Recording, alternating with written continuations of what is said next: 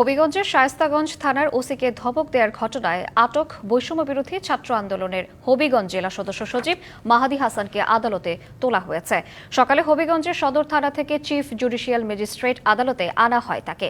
থানায় হামলা ও পুলিশকে পোড়ানোর কথা স্বীকার সহ ওসিকে ধমকের ভিডিও সামনে আসার পর মাহাদিকে শনিবার সন্ধ্যায় জেলা গোয়েন্দা পুলিশ আটক করে। খবর পেয়ে তার মুক্তির দাবিতে হবিগঞ্জের সদর থানা ঘিরে বিক্ষোভ করছেন বৈষম্য বিরোধী ছাত্র আন্দোলনের নেতাকর্মীরা। পরিস্থিতি নিয়ন্ত্রণে মোতায়েন করা হয় সেনাবাহিনী।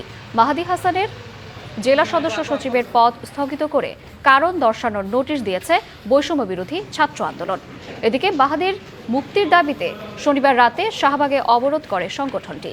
এ সময় সংগঠনের নেতারা তার মুক্তি ও হবিগঞ্জ থানার ওসিকে প্রত্যাহার এবং জুলাই আন্দোলনের সকল কার্যক্রমের দায় মুক্তি দিয়ে 12 ঘণ্টার মধ্যে অধ্যাদেশ জারির দাবি জানান।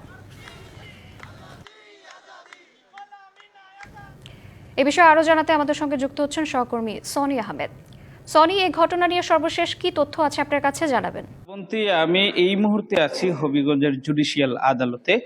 আমরা যেমনটি জানিয়ে আসছিলাম যে গতকাল সন্ধ্যায় অর্থাৎ 7টার দিকে বাংলাদেশ গণ অধিকার পরিষদ হবিগঞ্জ জেলা শাখার যিনি সভাপতি রয়েছেন আশরাফুল বারী নুমান, ওনার বাসা থেকে কিন্তু সন্ধ্যা 7টায় বৈষম্য বিরোধী ছাত্র আন্দোলনের সদস্য সচিব মাহাদি হাসানকে ডিবি পুলিশ আটক করে হবিগঞ্জ সদর থানায় নিয়ে আসে। ইলেকট্রা এয়ার কন্ডিশনার কম বিদ্যুৎ খরচে দেবে অধিক শীতলতা আর সেভিংসও হয়ে যাবে। তাই এর পরপর কিন্তু বৈষম্য বিরোধী ছাত্র আন্দোলন সহ জুলাই যোদ্ধারা কিন্তু থানার সামনে অবস্থান থানার ঘেরাও করে মাহাদির মুক্তির দাবিতে বিভিন্ন স্লোগান দিতে থাকেন। এর পরপর শাহবাগ তথা হবিগঞ্জের আন্দোলন কিন্তু আরো বেগবান হয়। তো রাতেই আমাদেরকে হবিগঞ্জ বৈষম্য বিরোধী ছাত্র আন্দোলনের আহ্বায়ক আরিফ তালুকদার জানিয়েছিলেন যে বিশেষ আদালত বসিয়ে মাহাদি হাসানের জামিন শুনানি রাতেই হতে পারে বলে এমনটা আশা করেছিলেন তিনি।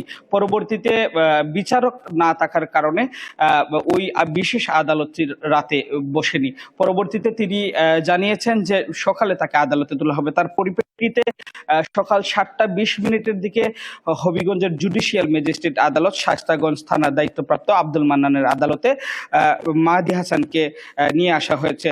এখন পর্যন্ত আদালতের কার্যক্রম শুরু হয়নি। কিছু মধ্যেই আদালতের কার্যক্রম শুরু হবে।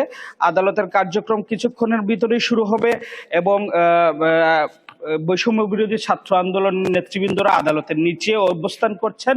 তারা প্রত্যাশা করেছেন যে আদালত সুবিচার করবেন এবং মাহাদি হাসানের জামিনের মাধ্যমে মাহাদি হাসান মুক্তি পাবে। তো এই ছিল আদালত থেকে মাহাদি হাসানের সবশেষ তথ্য। ধন্যবাদ আপনাকে।